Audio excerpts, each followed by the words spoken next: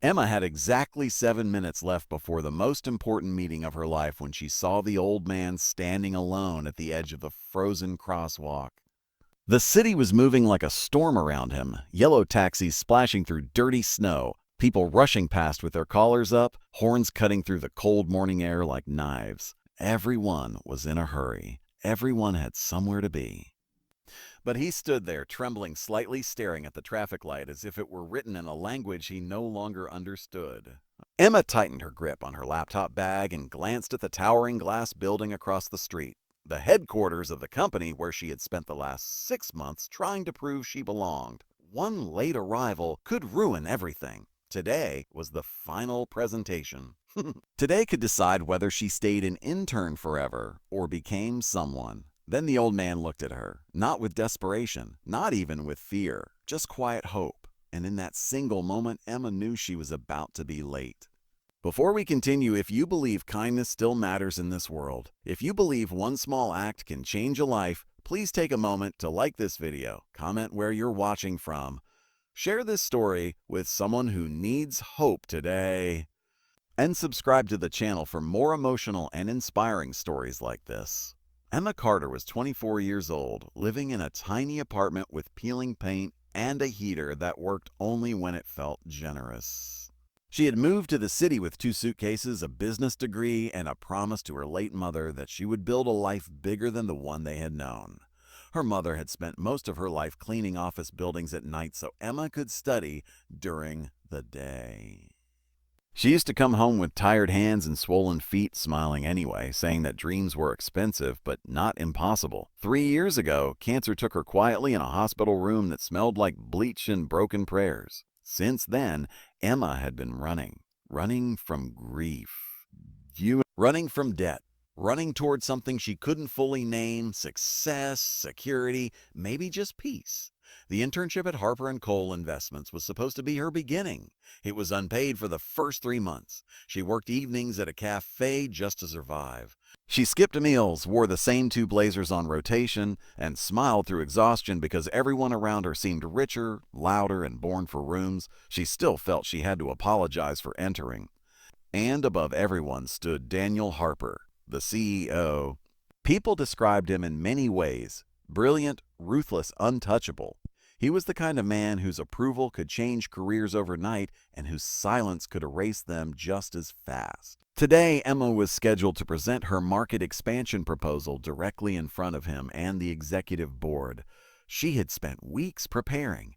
She had barely slept. And now an old man with silver hair and shaking hands stood waiting for help while the countdown on the pedestrian light blinked red. Emma exhaled sharply, stepped forward, and offered her arm. The old man looked surprised, then relieved. His coat was elegant but old, his scarf neatly folded, his shoes polished despite the slush. He carried himself with dignity, but his legs betrayed him. Each step onto the crosswalk looked like a negotiation with pain. Cars waited impatiently. A horn blared. Someone muttered in annoyance. Oh. Emma ignored it all. She slowed her pace to match his. The icy wind bit through her coat, and she could almost feel the minutes slipping away like sand through her fingers. Halfway across, the old man stumbled. She caught him. His hand gripped hers with surprising strength. For a second, his face changed, not embarrassment, but something deeper. Loneliness, maybe. The kind that comes from learning how invisible old age can make you. He said softly when they reached the sidewalk. His voice was warm, educated, familiar somehow. Now, Emma smiled politely, already backing away. It's okay. Please be careful. He studied her face. You're late for something important. She gave a nervous laugh, a very obvious, only to someone who had spent a lifetime being late for the wrong things. That made her pause. Adi. Before she could answer, her phone buzzed violently. 3 missed calls. 2 messages from her supervisor. Where are you? The board is waiting. Emma's stomach dropped. She apologized quickly and ran. Her heels slapped against wet pavement as she pushed through revolving doors, raced past the marble lobby, ignored the receptionist's sympathetic expression, and jammed herself into an elevator already closing. Floor 32. Every second felt louder. She entered the boardroom breathless, cheeks burning, hair damp from snow. 12 faces turned toward her. And at the head of the long, polished table sat Daniel Harper. His expression revealed nothing. which somehow felt worse. Her supervisor, Karen, looked like she might faint from secondhand embarrassment. Emma expected dismissal, maybe humiliation, maybe the polite corporate version of execution. Instead, Daniel simply gestured to the screen. "Miss Carter," he said calmly, "since you've decided to join us, please begin." No warmth, no anger, just judgment waiting to happen. Emma swallowed hard. Her hands trembled as she connected her laptop. The presentation she had rehearsed 100 times suddenly felt written in another language. Her voice cracked on the first slide. She hated herself for that. She pushed forward anyway. She spoke about strategy, emerging markets, risk profiles, sustainable expansion. She forced herself to breathe. Slowly the words returned. Confidence followed. She remembered her mother standing in old sneakers saying, "Walk into every room like you belong there." So she did. By the final slide, the room had changed. People were listening. Actually listening. Karen stopped panicking. A board member leaned forward with interest. Even Daniel Harper's eyes had sharpened, not with criticism, but attention. When she finished, silence filled the room. Then one of the senior executives nodded. Another asked a question. Then another. For 20 minutes, Emma defended every number, every recommendation, every assumption. She answered all of it, and when it was over, Daniel folded his hands and said only one sentence. "Thank you, Miss Carter." That was all. No praise, no promise. Just thank you. She left the room unsure whether she had just saved her future or buried it. The rest of the day passed in a blur of emails, coffee stains, and overthinking. By evening, Karen called her into the office. Emma prepared for bad news. Karen surprised her. "The board loved your proposal," she said, adjusting her glasses. "Especially Mr. Harper." Emma blinked. "What?" Karen smiled faintly. "He doesn't say much when he's impressed. It's one of his more terrifying qualities." Emma laughed nervously. Then Karen handed her an envelope. Inside was a formal offer, junior strategy associate, full-time, benefits, salary. Emma stared at the paper until the words blurred. For a moment, she couldn't breathe. After months of surviving, she was finally about to start living. She walked home that night through the same cold streets, but everything looked different. The city lights felt softer. The noise sounded like possibility. She wished more than anything she could call her mother. Instead, she stood outside her apartment building looking up at the dark windows, whispering into the winter air, "I did it." But life has a strange way of reminding us that success is never the whole story. The next morning, Emma saw the old man again. He was sitting alone on a bench near the park entrance, feeding pigeons with slow, deliberate movements. Something about him pulled at her. She should have kept walking. Instead, she bought 2 coffees from the corner cafe and sat beside him. At first, he seemed surprised. Then he smiled. His name was Arthur. He lived alone a few blocks away. His wife had passed 6 years earlier. His son lived overseas and called less often than guilt probably suggested he should. Arthritis had made simple things difficult. Pride had made asking for help even harder. Emma listened. Really listened. Really listened. And in Arthur's stories about old bookstores, jazz records, handwritten letters, and 50 years of marriage, she found something she hadn't realized she missed. Stillness, warmth, the kind of wisdom that doesn't shout. Days turned into weeks. She visited when she could. Sometimes she brought groceries. Sometimes she fixed a lamp or carried boxes. Sometimes they just talked. Arthur reminded her painfully of her grandfather, who had died when she was too young to understand grief. And Emma reminded Arthur, perhaps, of the daughter life had never given him. One rainy Thursday, she arrived at his apartment and found an ambulance outside. Her heart stopped. A neighbor explained he had collapsed in the hallway. Hospital, observation, stable. That word should have comforted her, but it didn't. She sat beside his hospital bed hours later, staring at the machines and the fragility of old hands resting against white sheets. Arthur woke slowly. He smiled when he saw her. "I suppose I'm becoming dramatic in my old age." Tears burned her eyes. "Don't do that again." He looked at her carefully. "Emma, there is something I never told you." She thought he meant illness, a diagnosis, something final. Instead, he reached for a folder in the bedside drawer. Inside were photographs, and one of them made her freeze. Arthur standing beside Daniel Harper, much younger. Laughing. Family. Her mind struggled to catch up. Arthur nodded gently. "Daniel is my son." The room went silent. Emma felt as if the floor had disappeared. The feared CEO, the impossible boss, the man whose approval she had spent months chasing. His father was the old man she helped cross the street. Arthur sighed. He built walls where he once had doors. Success did that. Loss did the rest. After his mother died, he became very good at running companies and very bad at needing people. Emma said nothing. She remembered Daniel's cold eyes, his careful distance. Arthur smiled sadly. He noticed you before the presentation, you know. Security told him why you were late. He said nothing because kindness should not need applause. Everything shifted. Suddenly that quiet thank you meant something else. Not pity, recognition. A week later, Arthur was discharged, and 2 days after that, Emma was called into Daniel Harper's office. The office was enormous, all glass and skyline, and intimidating silence. Daniel stood by the window. For once, he looked less like a legend and more like a tired son. He thanked her. Not as a CEO, as a man. He told her Arthur spoke about her constantly. That he hadn't seen his father laugh that much in years. That sometimes people enter our lives not because they plan to, but because timing refuses to be ignored. Then he said something Emma would never forget. In business, everyone notices ambition. Very few notice character. Character is rarer. She left his office with tears she refused to let fall in the elevator. Because sometimes the greatest reward is not the promotion. It is being seen. Months later, spring arrived. The snow disappeared. Trees remembered how to bloom. Emma had her own desk now, her own projects, her own growing confidence. She still worked hard, still worried, still called home to an empty voicemail box she couldn't bring herself to delete. But she also had Sunday tea with Arthur. And sometimes unexpectedly dinner invitations where Daniel joined them, quieter and softer than the office version of himself.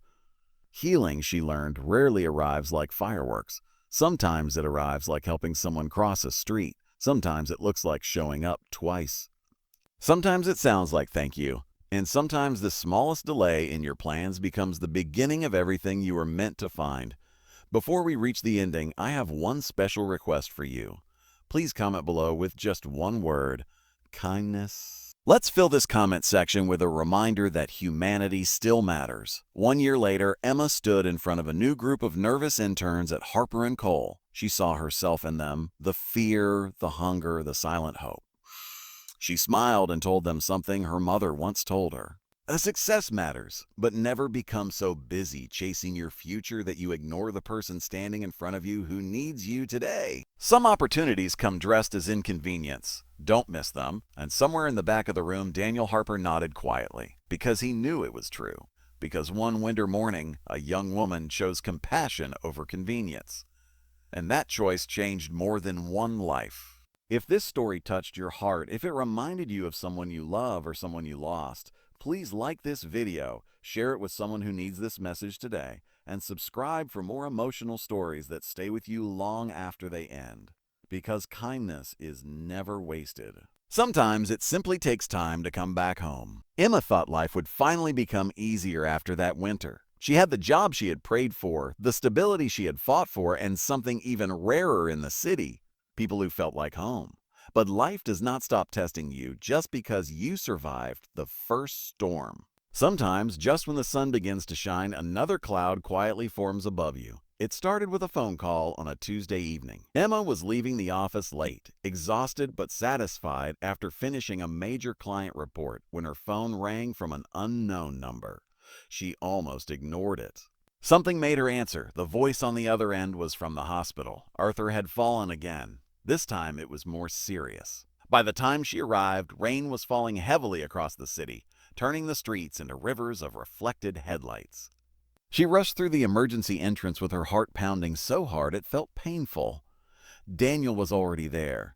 He stood outside Arthur's room in silence, still in his suit, tie loosened, his face pale with the kind of fear powerful men are never taught how to show. For a moment, neither of them spoke. Then Daniel looked at her and said quietly, "He was asking for you." Those words hit her harder than she expected. Inside the room, Arthur looked smaller than she had ever seen him. Age had always touched him gently, but tonight it seemed to have arrived all at once. He smiled faintly when he saw her. "Oh, you came?" Emma sat beside him, holding his fragile hand carefully. "Of course I came." Arthur looked between her and Daniel, and there was peace in his eyes. but also urgency. The kind that belongs to people who understand time better than the young ever can. He spoke slowly, every word carrying weight. He told Daniel he had spent too many years mistaking success for protection. He said money could buy silence, but never warmth. He admitted that grief had made him selfish and pride had made him lonely. Then he looked at Emma, and he said she had reminded him that goodness still walked this earth wearing ordinary shoes. Tears rolled down Emma's face before she noticed them. Arthur smiled weakly. "I was not afraid of dying," he whispered. "I was only afraid of leaving without seeing my son come back to himself." Daniel turned away, unable to hide it anymore. The walls were breaking. Years of distance. Regret. Unspoken apologies. All of it standing there in fluorescent hospital light. That night, father and son spoke longer than they had in years. Not as CEO and retired businessman. Not as two stubborn men. Just as family. Emma sat quietly by the window, listening to pieces of forgiveness being built in real time. And for the first time, she understood something her mother used to say. Love is not proven in grand moments. It is proven in who stays. Arthur stayed in the hospital for nearly 2 weeks. Emma visited every day, sometimes before work, sometimes after midnight. She brought soup he barely ate, newspapers he pretended to read, and stories from the office just to make him smile. Daniel began visiting too, not out of obligation, but with intention. He canceled meetings. He ignored calls. He learned how to sit in silence beside his father without trying to solve anything. The nurses noticed. Healing was happening in a place medicine alone could never reach. But while Emma was helping everyone else hold together, her own life was beginning to crack. Her landlord raised the rent. Her student loan payments returned like a storm she had postponed but never escaped. Her younger brother, Luke, called from their hometown asking for help. He had lost his job at the warehouse and was too ashamed to admit how bad things had become. Emma had spent so long trying to climb that she forgot how heavy it felt to keep pulling others up with you. She started sleeping less, smiling less. She worked harder, said less, and convinced herself exhaustion was just adulthood. One evening, Karen stopped her near the printer room. You look like someone trying to carry a building alone." Emma forced a laugh. "I'm fine." Karen gave her the look only women who have survived too much know how to give. "No, you're functioning. That's different." That sentence followed Emma all the way home, because it was true. Mama, she was functioning, not living, not breathing, just surviving again. A few days later, Daniel called her into his office. She expected another project. Instead, he handed her an envelope. Inside was a scholarship fund proposal. Her name was on it. She looked up, confused. Daniel explained that Arthur had spent years quietly funding educational support for students from low-income families. He wanted Emma to help lead the foundation and expand it. "He trusted your judgment more than mine," Daniel admitted. Emma stared at the papers. This wasn't just business. This was purpose. Arthur was giving her something far bigger than career advance. He was giving her legacy. But she hesitated. She was drowning financially. She barely had time to breathe. Taking on more responsibility felt impossible. Daniel noticed. For once, he spoke without corporate precision. "You spend so much time being strong for everyone else that you've forgotten people can be strong for you too." Emma looked down. No one had said that to her in years. He continued. "Take the promotion. Take the foundation, and let us help with the rest." She didn't understand at first. Then he explained. Arthur had arranged something quietly after learning about her loans and her brother's struggles. Not charity. Support. A bridge, not a rescue. Emma covered her mouth, overwhelmed. She thought of her mother. Of all the nights she worked until her hands hurt. Of every moment Emma had believed she was alone. She wasn't. She never truly had been. Arthur was discharged again in early spring, but everyone understood something unspoken. Time was changing. He moved slower now, rested more, spoke with the softness of someone preparing his heart for goodbye. One Sunday afternoon, the three of them sat in the park where Emma had first brought him coffee. Children laughed nearby. Dogs pulled on leashes. The city moved on, as it always does. Arthur watched the trees quietly. Then he said, "Most people think life is measured by years. It isn't. It's measured by moments you remember when the room is quiet." He looked at Emma. "You will remember that crosswalk." She smiled through tears. "Yes, and I will remember that someone stopped. There was no dramatic music.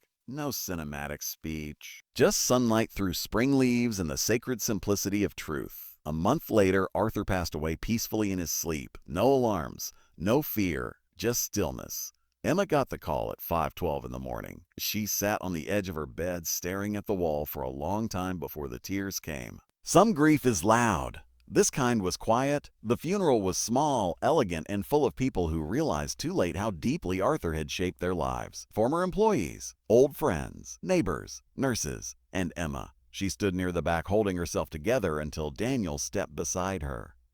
He didn't say much. He simply handed her a folded letter. Arthur had written it weeks before, for her. She waited until that night to read it. In her tiny apartment, with rain tapping softly against the window, she opened the letter with shaking hands. His handwriting was careful, old-fashioned.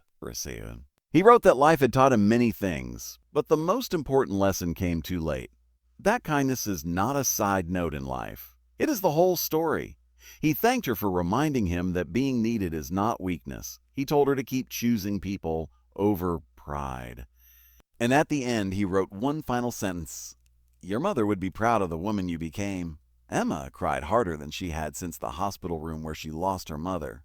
Because somehow, from somewhere, it felt like hearing it from both of them. Months passed. The Scholarship Foundation launched successfully. Dozens of students received opportunities they thought belonged only to other people. Emma helped interview them herself. Every time she met a young woman with tired eyes and impossible dreams, she saw her old reflection. And she made sure they knew they belonged. Luke found work again and slowly rebuilt his life. Karen became less like a supervisor and more like family. Daniel changed too. He laughed more, worked less on Sundays, called people back. Sometimes grief does not disappear.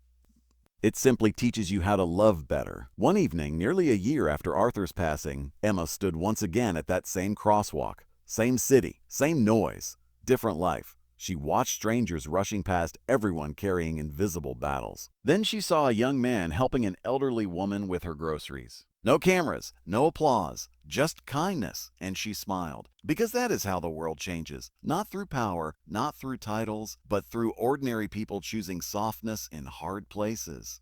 Before we end, I have one heartfelt request. If this story made you think of someone you miss, someone who once changed your life with one simple act of kindness, please comment their name below. Let's honor them together. Emma looked up at the traffic light, turning green. She could almost hear her mother's voice. Keep going. So she did, not because life had become easy, but because she had learned something stronger than ambition. She had learned that success without compassion is empty.